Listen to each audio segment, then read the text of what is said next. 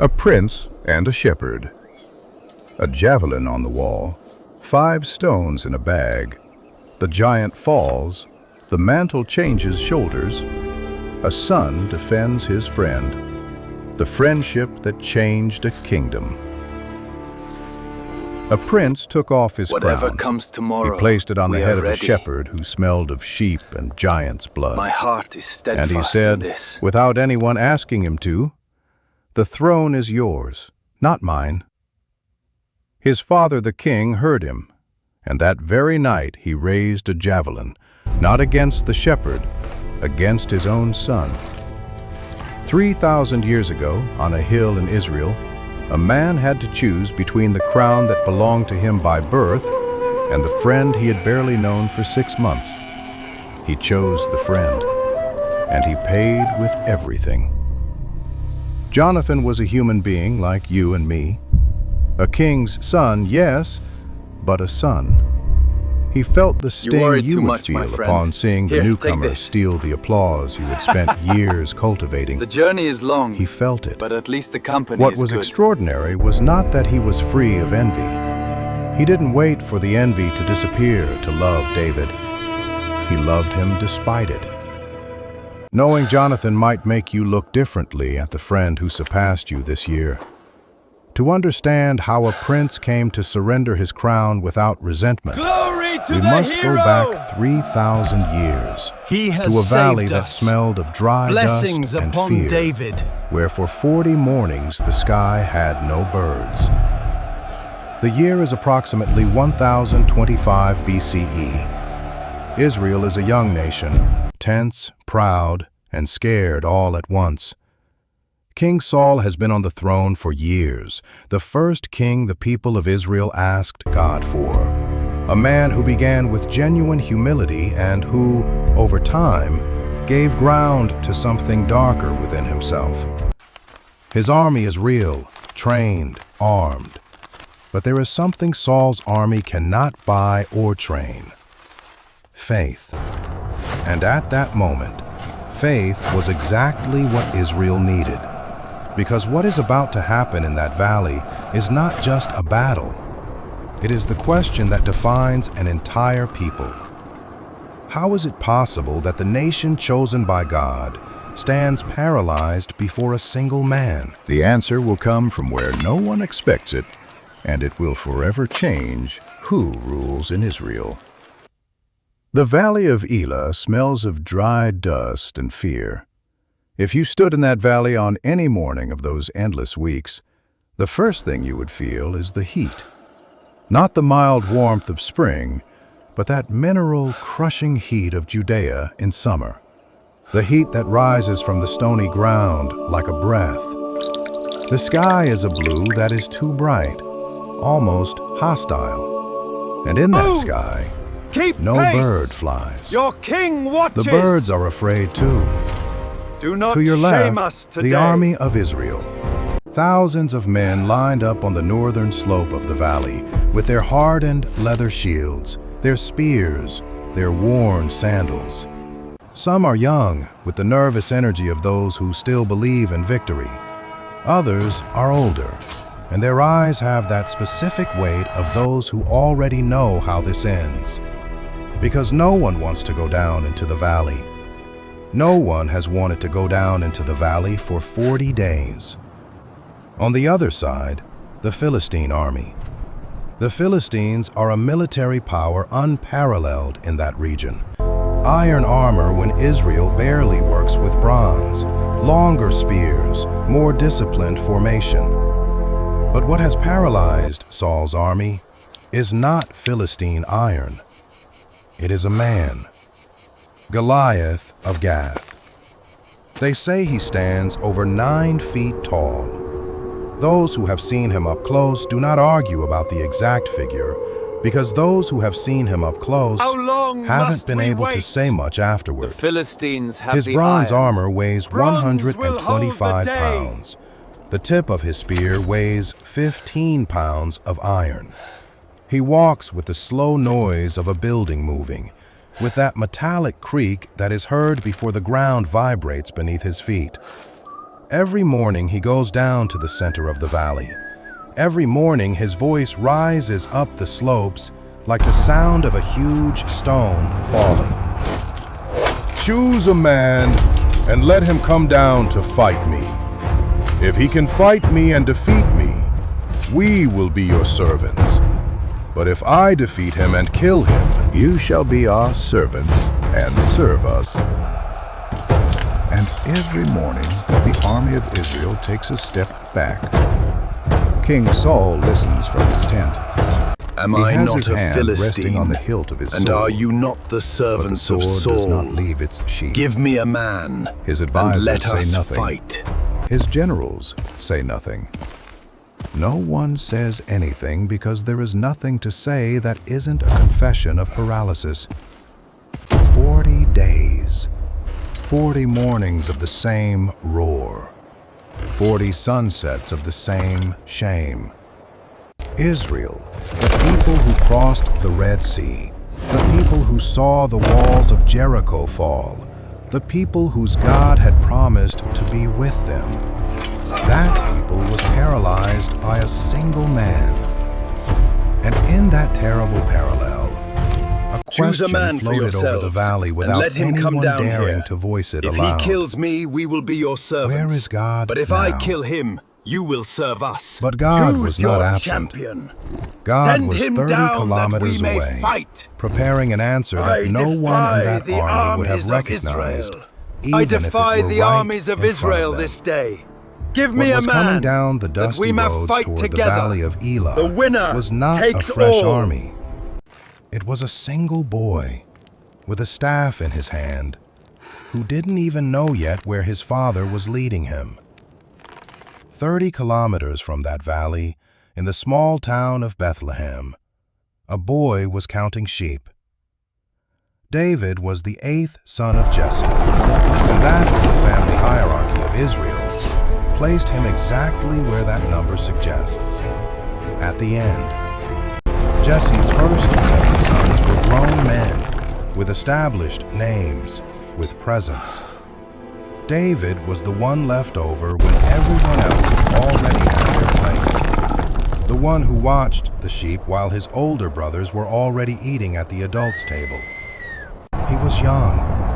Exactly how many years old, the texts do not say precisely. But he was young enough that when the prophet Samuel arrived at Jesse's house to anoint the future king, his own father didn't even call him. He presented his 7 sons one by one, starting with Eliab, the eldest, who was tall and handsome, the kind of man one imagines as a king.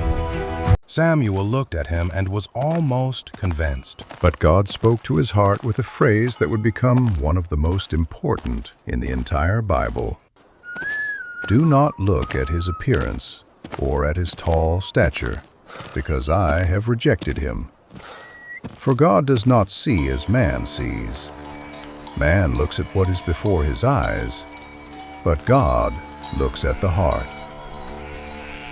7 sons, 7 times Samuel said no.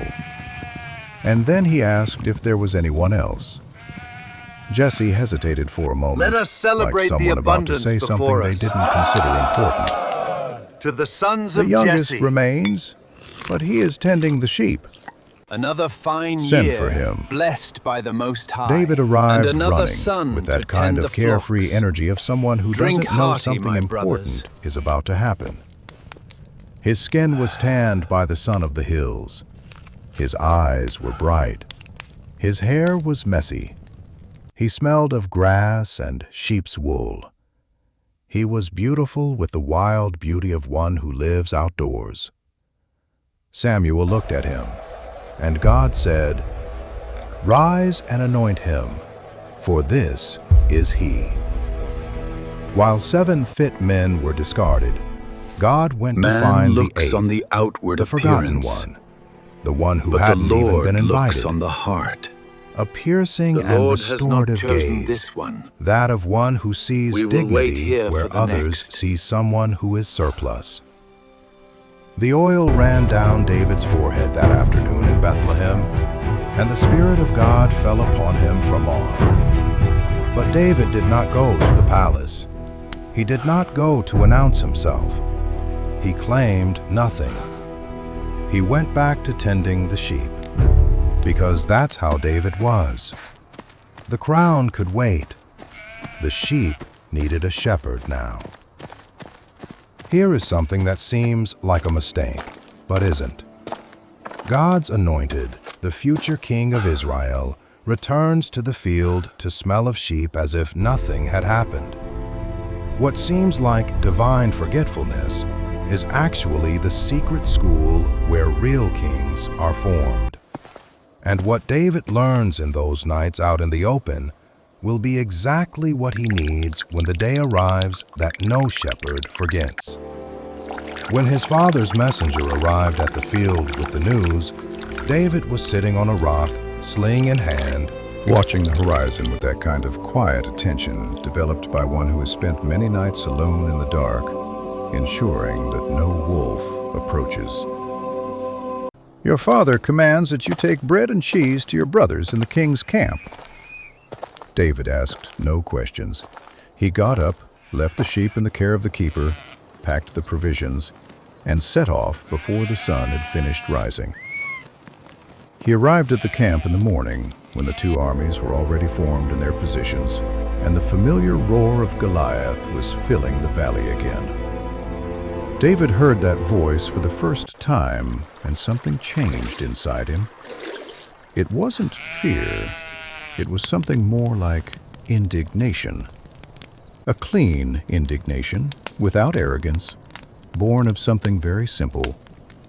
That giant was insulting the living God. And David knew it in the same way one knows when someone is insulting their family. He asked the soldiers near him, "What will be done for the man who kills this Philistine and takes away the reproach from Israel? For who is this uncircumcised Philistine, that he should defy the armies of the living God?" His words reached Saul's ears, and Saul sent for him. The king's tent was unlike anything David had ever seen. The camp Thick is restless. fabrics of scarlet and purple Is he still held up by challenging carved us? wooden poles. The floor covered in wool rugs. The smell of burning cedar and olive oil. Guards in full armor on each side.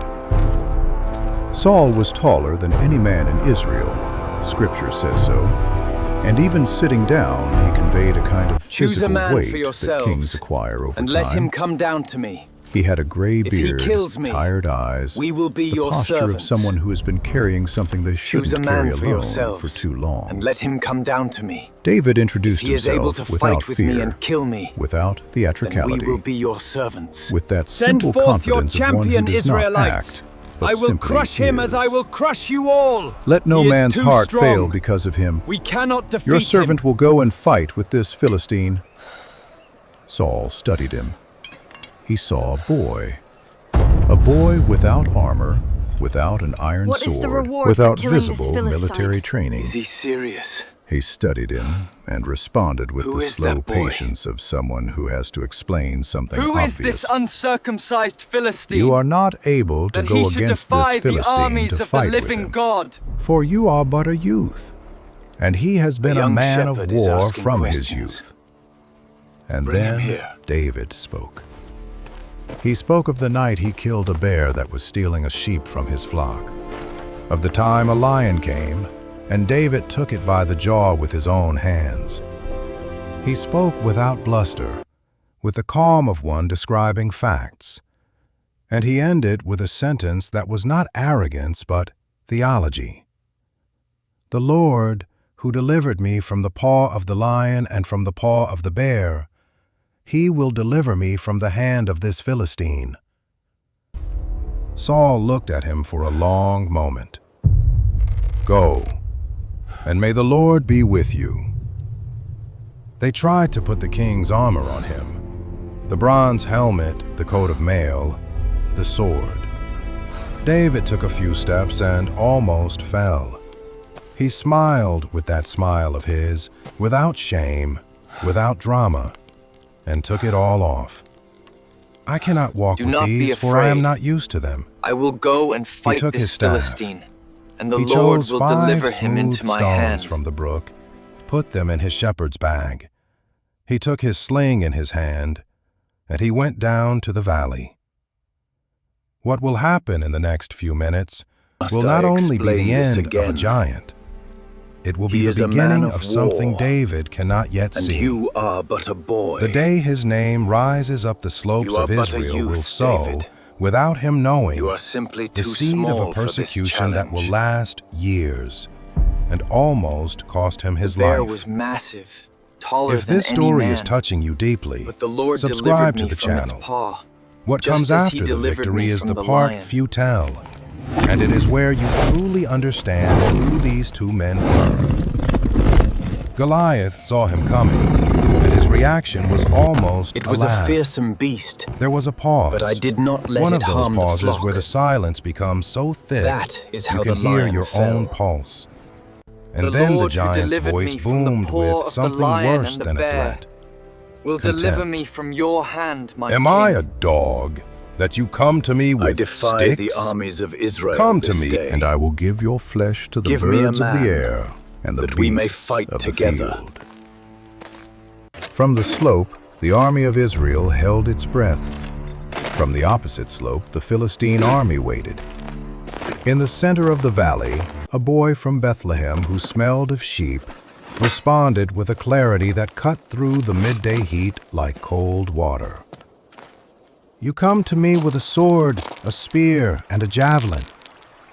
But I come to you in the name of the Lord of hosts, the God of the armies of Israel, whom you have defied. This day the Lord will deliver you into my hand, and I will strike you and take your head from you. Saul And has this slain day his I will give the thousands, carcasses of the camp of David the his Philistines tens to of the birds of thousands. the air and the wild beasts of the earth, that all the earth may know that there is a God in Israel. And then David ran. He did not advance slowly. He ran. He ran toward the giant with the energy of someone who has no fear because fear has been replaced by something greater. He reached This into his cannot be the bag, took a champion. stone, set the sling in motion, that circular whirring sound that Judean shepherds learned to make from childhood, and he released it. The stone traveled, the world held its breath, and Goliath of Gath, the I defy warrior the who had armies of paralyzed Israel an this entire day. army for 40 Send days, me a man, fell that we may face down fight on the together. earth of the Valley of Elah. Am I a Dust dog rose around his that body you like a come small to me cloud. with sticks? And then the sound of the army of Israel, a roar that began as disbelief Come and here, turned into that victory, I may give your rose flesh up to the the slopes and birds of filled the the air sky that the and birds the beasts had of the abandoned. field. One stone, Send out one your shepherd, champion, if you have one one. God.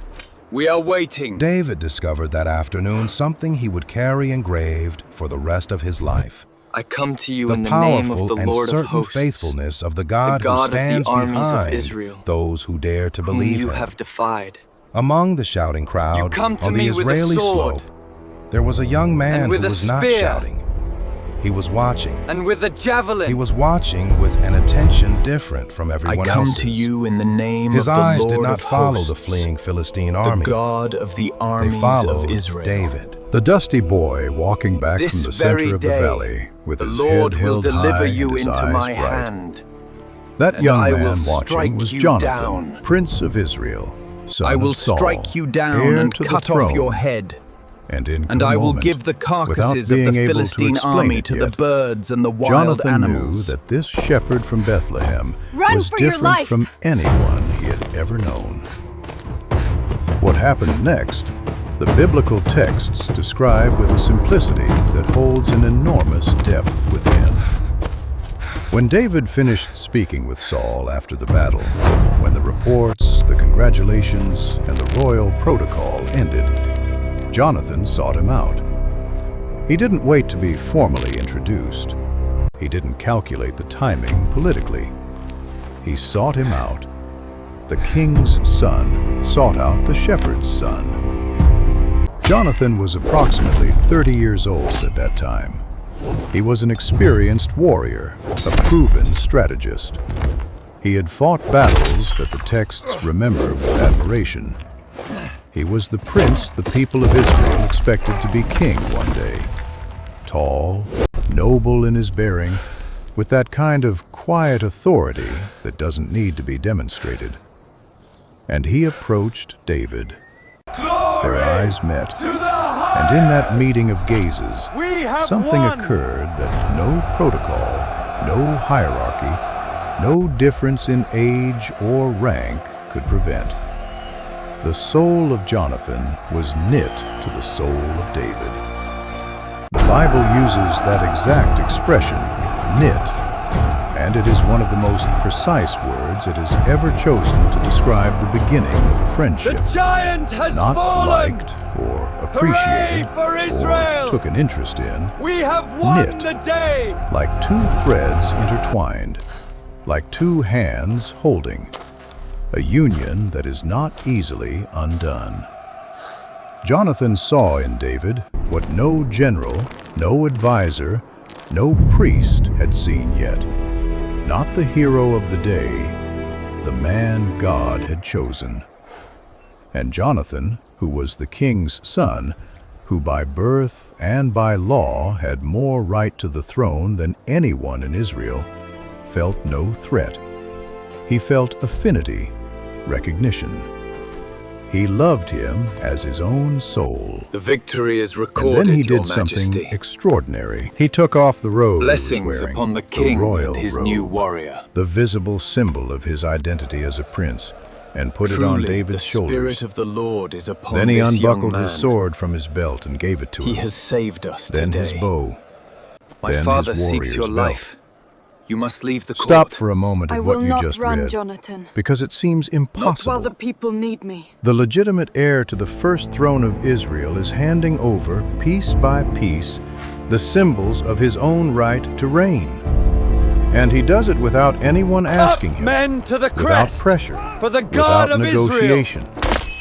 There is only one way a man Charge! does that without bitterness, and it is what we are about to see through his own gestures.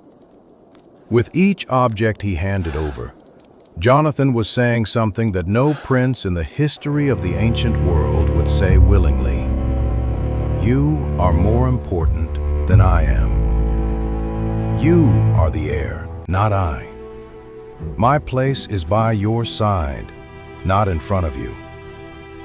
David received those garments without words, because there were no words for that moment. Only the weight of the robe on his shoulders, the edge of the sword in his hand, and Jonathan's eyes looking at him with a kind of joy that knows no jealousy. And who had put that prince exactly there, exactly then, looking at the exact young man who was going to need a brother to survive what was coming? David did not choose Jonathan. He is the heir. Jonathan did not choose David. A By tender every law and timely and right, providence, that the of the throne God who is weaves his. bonds before we understand that we will need them. There the covenant was born, not with words yet, with gestures, with the silent grammar of those who already understand each other before speaking. And that friendship, which began with the exchange of a robe and a sword, was about to be tested in ways neither of them could yet imagine. The following days were golden days for David.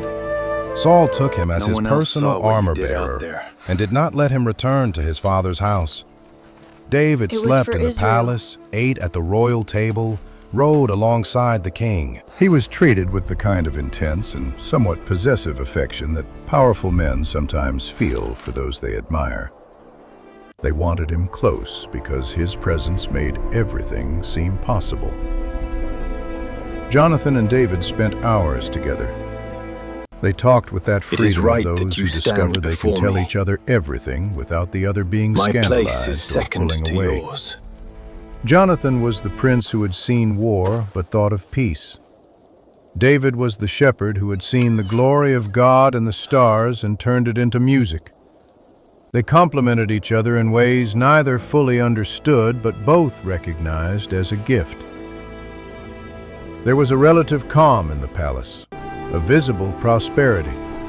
Military victories accumulated. David's name grew in the army, among the people, in the city markets. An aerial therein sweep lay the over problem. the Judean landscape, The return of a Bethlehem, victorious army in the ancient where world David had was its own anointed. liturgy. Women would come out onto the roads with musical instruments, tambourines, cymbals, instruments of joy, and sing the praises of the returning warriors. It was expected, it was ritual, it was the language of honor. But this time, the women sang something that made King Saul stop in the middle of the street. Saul has slain his thousands, and David his 10,000s. Be careful. The words were king's sung mood is in dark genuine today. revelry, without political I meant no malice, offense. with the simplicity of those who put into music what everyone is The thinking. Lord is with you, my son. And that song reached the king's Walk ears in as it would honor reach the before me. ears of any man who has spent his life building his name and Your sees that music in one brings day peace to my someone soul, younger David. surpasses him in the collective narrative. I am honored That to serve innocent you, my song, Lord. sung by women who calculated nothing, has just set in motion something that can no longer be stopped. While David plays the harp that night in Philistines the palace, gather at suspecting Aphek. nothing, We a must javelin send the is levy. already being sharpened We in will send silence within David the ahead mind of with a the men king. of Judah. But That truly, night, the in his slingstone private flew quarters, straight. It Saul was El did Elyon not who sleep. guided it. You give the David Lord the was credit, sitting in a but, corner of the but I hall think you playing have the the heart harp. of a He warrior, did it well, David. with that True delicacy peace is not music merely has the when the one absence of making it war, does not David. play to impress, It is the but to harmony of speak. the soul and the The strength melody to protect rose it. and fell, soft, you heard of while David, the torches cast the long shepherd from shadows on the Bethlehem? stone walls. He is truly watched blessed him. by the Lord. And in A his hero eyes for there was Israel. something that hadn't been there the day Hail before. King Saul! Something cold that had Long settled live in the place King where of affection Israel! once lived. We are Envy is victorious! like that. It doesn't arrive announcing itself. It settles in slowly, taking advantage of the darkness, occupying the space left by Saul wounded has slain self-esteem. his thousands, And when one David realizes it's his there, 10,000s. it has already grown roots. Saul took the javelin Saul he had has by slain his side. his thousands. He looked at it for a moment. And David and he his threw it. tens of thousands. The weapon cut through the air of the hall with a sharp, Saul brief, has definitive killed his whistle. thousands. David and moved. David his The tens javelin of hit the stone thousands. wall where a moment before his head had been, Saul and the metallic sound thousands, of iron against David rock 10,000s. filled the silence that remained after the music stopped. David stood up. Saul He has looked at slain Saul. his thousands. In his And eyes there David was no his rage, 10,000s. no fear. There was something harder to name. A Saul painful has slain his understanding of thousands. what had just occurred. And David his He left 10,000s. without saying anything. Saul remained staring at the javelin stuck in the wall. What followed was like watching someone consciously choose their own dark path, step by step, unable to stop. Saul feared David. Scripture says it with that honesty ancient texts have when they have no reason to protect anyone's image. He feared David because he saw that God was with him and that God had departed from himself. The king who in his first year had been humble and obedient was now a man divided between what he knew was right and what his wounded pride demanded of him. And that divided man began to do what divided men do when they have power. He began to conspire. First, he tried to use his own children to eliminate David. First through marriage, then through calculated betrayal. And finally, one day, he summoned his servants and Jonathan and communicated directly to them what for weeks had been only a dark thought. Kill David. Jonathan heard those words come out of his father's mouth. There are moments in life when you discover what you are really made of. Moments when the situation is so clear that there is no room for ambiguity or comfort. Either you do what is easy, or you do what is right. For Jonathan, that moment arrived when he heard his father's command. He could have kept quiet. He could have said that he was the king, that his orders were the law, that he was a loyal son, and that filial loyalty was also a value. He could have convinced himself that the problem would resolve itself, that his father would reconsider, that it wasn't his responsibility to intervene. As is commanded. Go He forth did none of those and things. secure the victory against the He ran Philistines. to where David was.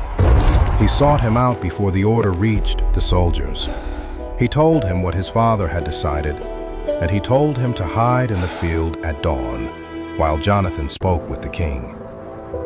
And then Jonathan went to speak with his father. It wasn't in secret. It wasn't to whisper or manipulate or seek a moment of the king's weakness to introduce an idea. It was head-on. Standing before Saul with his head high, with that mixture word of to the filial Ziphites. respect and moral Tell them where conviction, he is hiding. only held by We will those who catch have him decided there, that truth as you is worth command, more my than king. approval. Men Father, of Israel, Let not the king sin against his hear servant my David. decree. Jonathan's this voice in day. that audience hall was serene but firm. Kill The David! servants present looked at each other. No one else spoke to the king like that. He has not sinned against you. On the contrary, his works have been very good toward you. He took his life in his hands and killed the Philistine, and the Lord brought about a great victory for all Israel. You saw it and rejoiced. Why then will you sin against innocent blood, killing David without cause? Saul listened to him, and something in his son's words, perhaps the simplicity of them, Perhaps that they came from the only person in the palace who had no hidden motives, reached a place inside him where something of who he used to be still remained. As the Lord lives, he shall not be killed. Jonathan went running to the field where David was waiting, hidden among the You cannot shadows do of the this early alone. hours of the day. He conveyed his Must father's advise the words to king him, to restrain him. and David returned to the palace. But the calm was short-lived. How long can a son sustain the sanity of a father who is losing his own? How many times can he stand between two people My he father loves, knows. knowing that He saw every you by time the he threshing does so, floor. he You ends have up to more leave alone? now. They are What already Jonathan is searching about the to gates. discover is that there are wounds no righteous word can close, and that his next conversation with his father will end with a javelin crossing the air for a second time. But this time it will not be aimed at David. Envy that already has roots does not disappear with a conversation, however honest it may be. Father, It needs to be torn With all out by respect, the root, and Saul was I not must tell willing you to the do truth. that inner work. David's obedience victories is better continued. than sacrifice. The people's love for him grew, You have not and the dark obeyed. spirit that had come to inhabit Saul returned with more force. One night, while David was playing again in the palace, the javelin flew again. This time Saul sent watchers Consider to the David's facts, house Father. to kill him at dawn. David killed the giant at Gath. Michal, He has Saul's protected daughter, Keilah David's from wife, the Philistines. saw them He arrive. has done only as commanded. She opened the window at the back of the Father, house. She let David tell down this into the court darkness by of the what right street we with an spill improvised innocent rope, blood today. with that kind of urgency that shortens time and makes priorities clear. Flee for your life. David ran through the streets of Gibeah in the dark. His feet on the dry ground made the I sound swear of someone who has no time to think, David only shall to move. not die. The cold night air hit his face. Behind him, the city. Before him, the open desert. It was the first time he had slept outside the palace in months. It was the first time he was, officially, a fugitive. But he knew there was someone he could find. Someone whose loyalty did not depend on the winds of the palace. When David found Jonathan, the words came out before he could order them. What have I done? What is my iniquity? What is my sin before your father, that he seeks my life? The questions of someone who genuinely does not understand, who has tried to live correctly in an impossible situation and cannot find the logic in the persecution. Jonathan listened to him, and his first response was that of love wanting to protect the beloved from the harshest truth.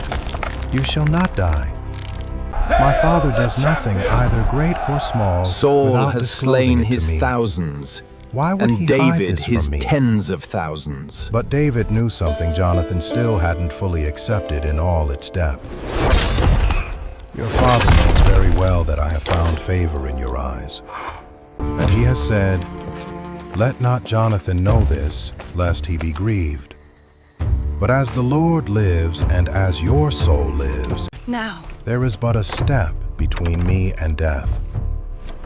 The silence that followed had the weight of reality imposing itself over what someone wished to be true. Jonathan looked at David for a long moment, and he made a decision. Not the easy decision, the right decision.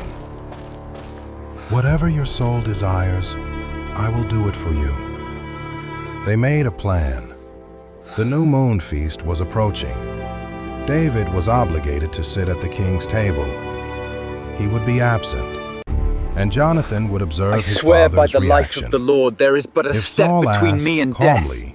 perhaps Does your the storm father had still passed. seek my life? But if anger returned, if the fire in the king's eyes returned, then what David already knew was confirmed. The system of signals was created that afternoon under a tree with the seriousness of those planning to survive. Jonathan would go to the field where David would hide. He struggles He within would take a himself, young boy old with friend. him to feign This is archery not the practice. king you know. If the Be arrows patient fell on David's and side, stay hidden it until was his safe heart to return. softens. Do If not Jonathan worry, shouted David. that the arrows had fallen Saul's further, heart will soften beyond, towards you.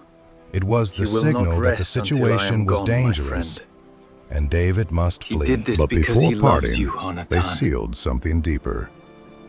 He was Deal only trying kindly to with your protect you servant, from the burden. for you have brought your servant into a covenant of the Lord with you.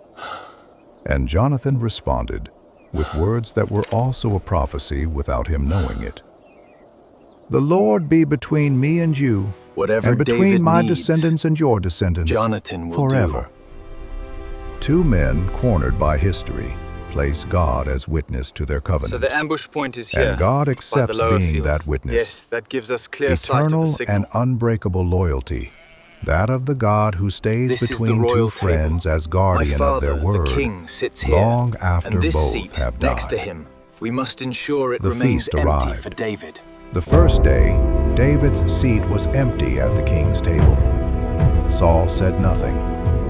He thought perhaps David had become ritually impure. If the arrow There lands were here, legitimate stay reasons back. to be absent. And if it goes The beyond, second day, the then it seat is safe remained to empty, proceed. and Saul asked. We move at The dawn question through itself the lower wasn't the wadi. problem. It's the only It way was the past the tone. Philistine patrol. Agreed. It was the way his But we must eyes secure the narrowed as provisions he asked first, it. before the moon sets. Jonathan responded with the story they had prepared. David had asked permission to visit his family in Bethlehem.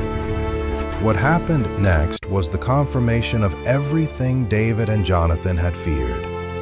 Saul exploded. The words that came out of his mouth toward I ask his for own mercy, son, Jonathan. those Not just for accusing him of myself, shame, but remember of the betrayal, sacred covenant of not between us. understanding his own Our position, bond is before the revealed Lord. that the king The did Lord not be see witness David as a between political you and rival, me, and He between saw him your as an offspring and my existential threat. offspring. and forever. someone who sees existential threats The covenant everywhere stands does forever, things that in other witnessed circumstances by the they Most wouldn't High. do. Send and bring David to me, for he shall surely die. Jonathan stood up from the table. Why should he be killed? What has he done? Saul took The the Lord javelin. has chosen you for this This moment. time he didn't aim at David. Do not be He afraid. aimed at his own son. Your words give The me spear strength. passed near Jonathan and stuck into the wood of the table. Jonathan left the hall with his face burning, not with fear, Scripture specifically says so, but with pain. From that kind of pain only felt when someone you love proves to you that you aren't what you thought you were to them. That night he did The not eat. honored guest seat What is about remains to happen vacant. tomorrow at dawn Where is in the an son open of field Jesse in Israel tonight? will be the last time these Is there two something you friends wish see to each other confess alive. regarding your recent activities? Neither of them knows it for certain yet, but both suspect it. And what they say to each other in David that has field gone to before Bethlehem separating for a forever family ritual. has been recorded in the Bible as the most moving farewell in the Old Testament. Silence! If this story is Dare marking you you, sit there subscribe to the defying channel. your king? What follows You is shame not this told house. lightly. You are a The next fool. morning, Jonathan went A out to the betrayer. field with the boy he took to You have collect brought arrows. nothing but shame David and was disgrace hiding upon behind a Israel mound of and this stones, household. invisible, He waiting. is no mere rival. Jonathan drew the He is bow. a disease. The arrow flew. If we do not cut him out, Is not the he arrow will be the beyond ruin you? of us all. The words reached David like a soft and definitive blow. No further decoding was necessary. The situation was exactly what they had A feared. direct order. Jonathan Final. sent the boy back to the city, and when he was alone, I command alone David's in that death dry openly field now. under the open sky of Israel, Why he do did you let something the that the protocol Amalekites of live princes when the would Lord never have commanded their allowed. destruction? He ran toward David, and David came out from behind the stones. They met in the center of the field, and they embraced with that physical intensity that farewell hugs have. They both wept. David wept more. Scripture says it so, with that precision that neither exaggerates nor minimizes. Jonathan spoke first, with that ability of his to find the right words in the moments where words fail. Go in peace. What we have both sworn in the name of the Lord, saying, "The Lord be between me and you, and between my offspring and your offspring. Let it be forever." And then he added, with a quiet certainty that came from somewhere deeper than ordinary reasoning, "David, God is with you. You must go. You must survive." David looked at him. In his eyes was a question that was also a fear he didn't want to admit. "And us? Will we see each other again?" Jonathan took a moment. The honesty of that moment did not allow for empty promises or false optimism. "In another kingdom, brother, in another kingdom, we will meet again." They separated. David walked away into the desert, toward the hard years of a fugitive's life, toward caves and roofless nights and psalms written in the dark. Jonathan returned to the city. He returned to his father's side. That was the last they saw of each other. The years that followed were years of stone for David. He lived in caves. He slept in the desert under stars he watched with the eyes of one who knows God put them there, but who tonight cannot enjoy them because he is hungry and cold. He gathered around him the discontented, the debtors, those who fit nowhere else. 400 men, then 600, then more. Saul pursued him with the obsessive tenacity of one who has power but no peace. There were moments when David had Saul literally at his mercy, in a cave, asleep in the camp, and on both occasions he chose not to touch him. "I will not stretch out my hand against the Lord's anointed," was his principle, and he maintained it with a consistency that said more about his character than 1,000 military victories.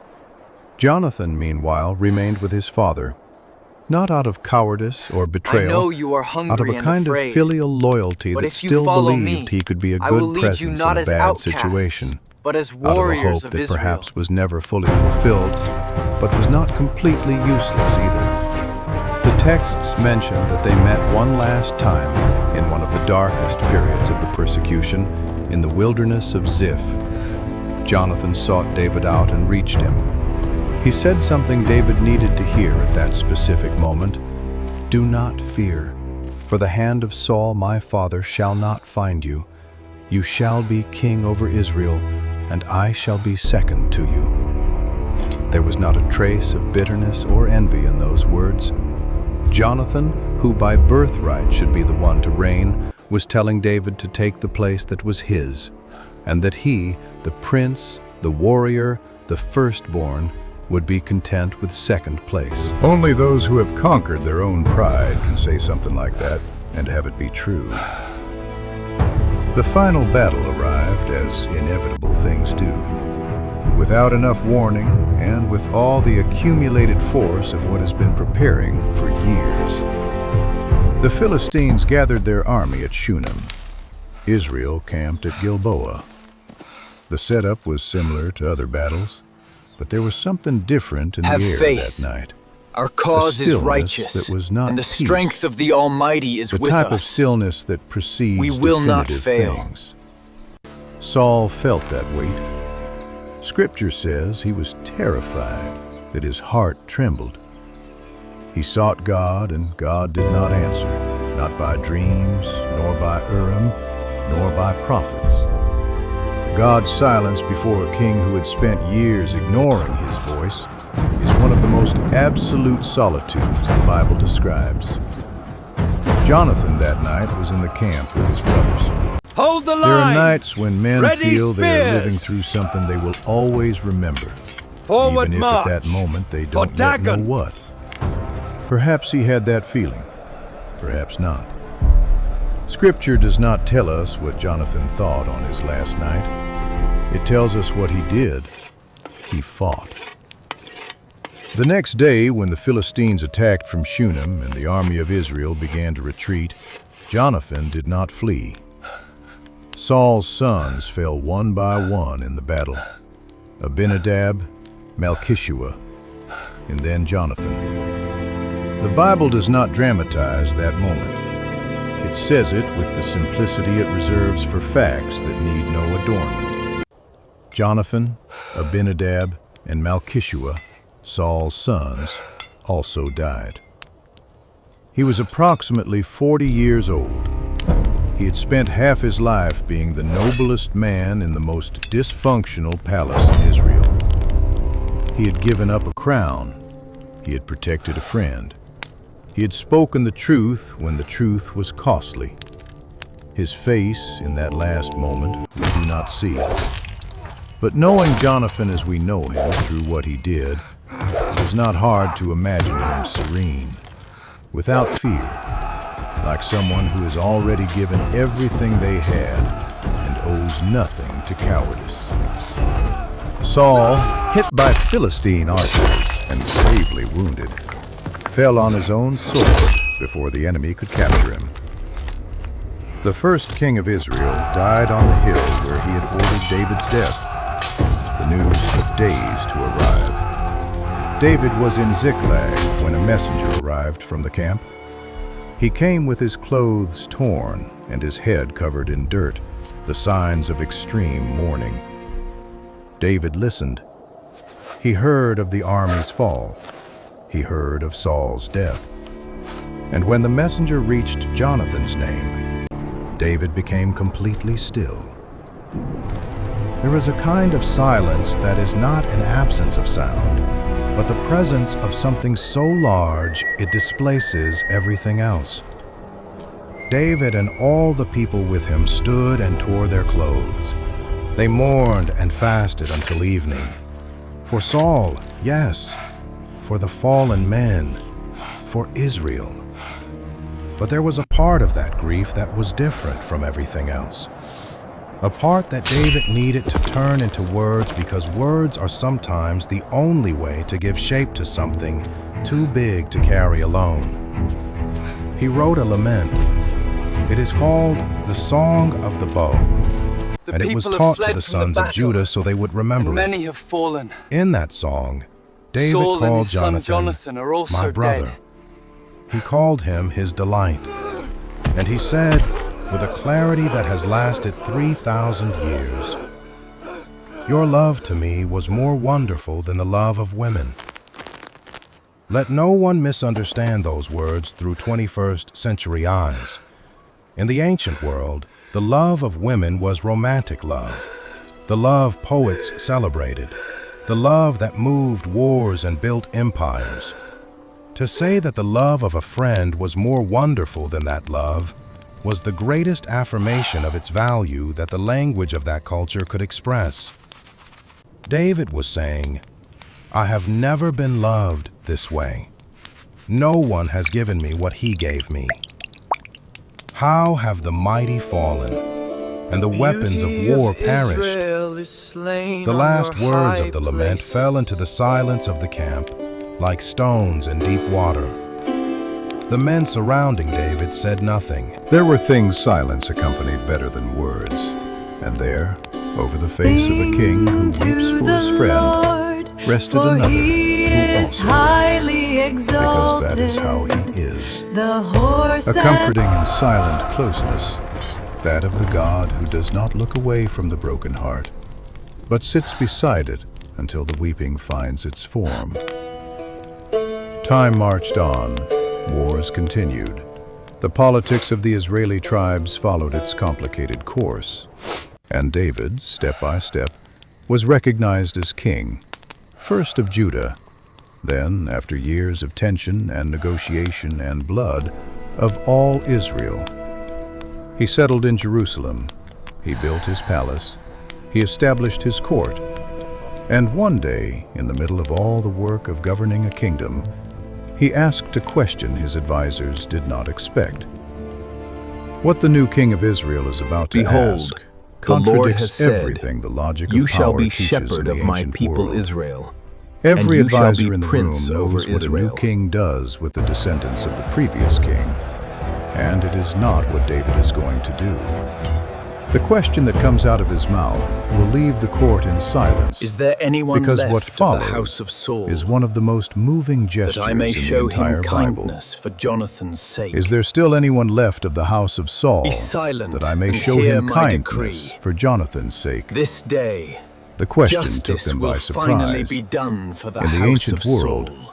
new kings did not Though seek out the justice was descendants of expected, previous kings mercy to show is them what I mercy. offer this day. They sought them out Your to eliminate lives are possible spared. pretenders A to the pardon? throne.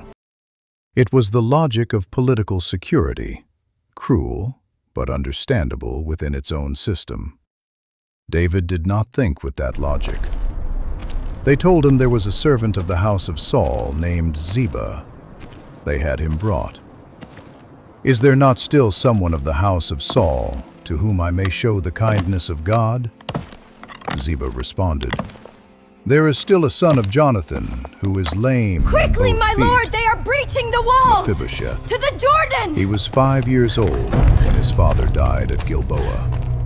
The nurse who cared for him, hearing the news of the battle, fled so hastily that the child fell to the ground during the fight and was left lame in both feet. He had grown up in Lodabar, a city whose name literally means nothing. A boy turned man on the margins of history, probably waiting for the day the new king of Israel would come to eliminate him as a potential threat. When David's messengers arrived to find him, Mephibosheth undoubtedly thought of that fear. The journey from Lodabar to Jerusalem must have seemed endless to him. He arrived at the Rise, palace. Mephibosheth. He fell on his Do not knees be before afraid. David, Come the posture and of eat at one my awaiting table. a sentence. Do not fear, Mephibosheth. Mephibosheth. I The will way surely David pronounced restore to that you name all had the land something of your different from grandfather what Saul, Mephibosheth had and you shall feared eat bread hearing. at my table always. He raised his eyes cautiously. Do not fear, for Do I not will show fear, you kindness for For the I sake will of your surely father show Jonathan, you kindness for the and I sake will of Jonathan restore your to father. you all the land of your The words arrived like water to someone who has been thirsty for too long. Mephibosheth didn't know what to say.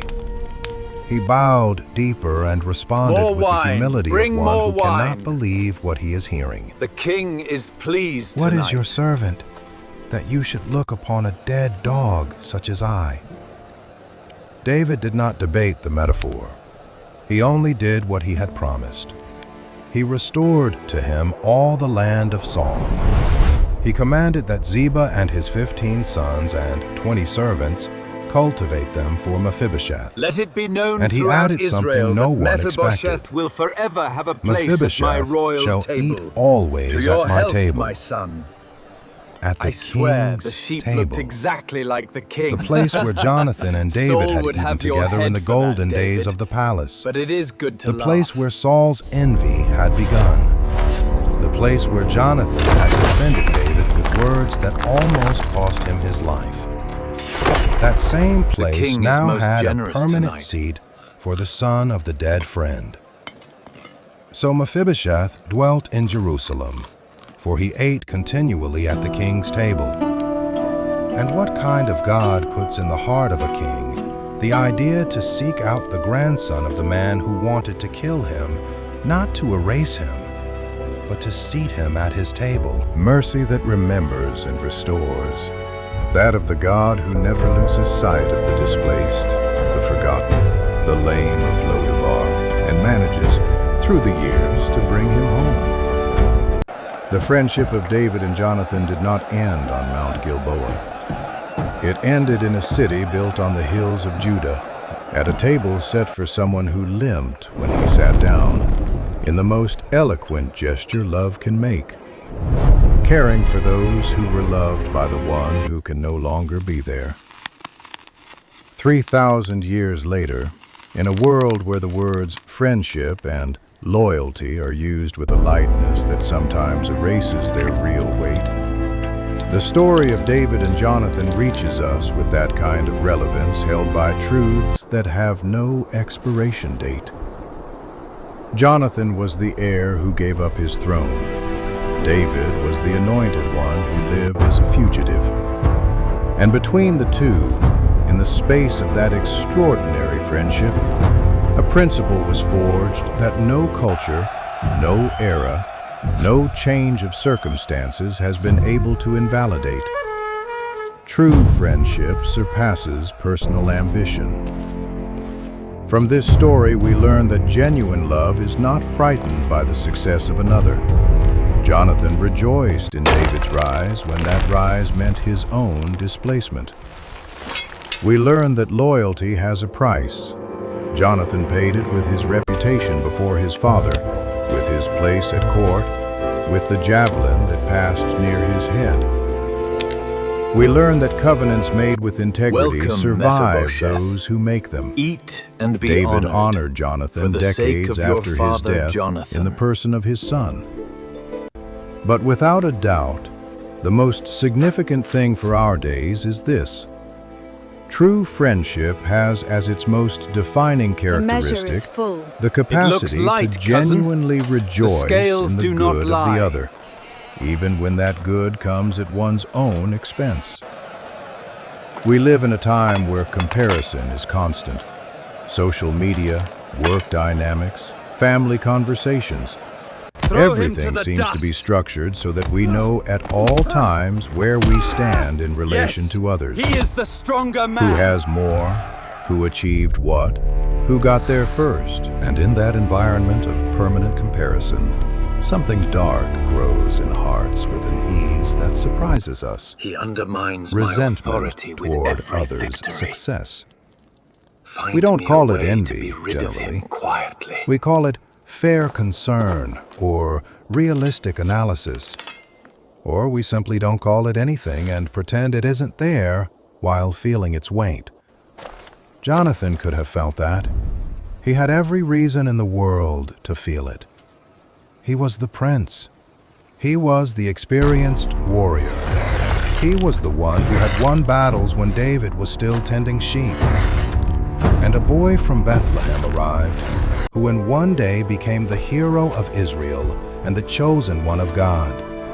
And Jonathan not only accepted that, but celebrated it. He took off his robe and put it on him. He handed over his sword. He said, "You are the heir, not I," with gestures that were more eloquent than any May speech. my steps be guided by How did your he do will it? this day. There is only one possible answer. Because Jonathan loved God more than he loved his own position.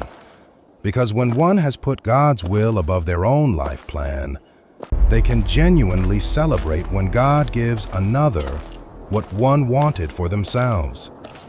Because Jonathan's security did not rest in his crown, but in something that no David, no Philistine, no turn of events could take from him. Think about the relationships you have.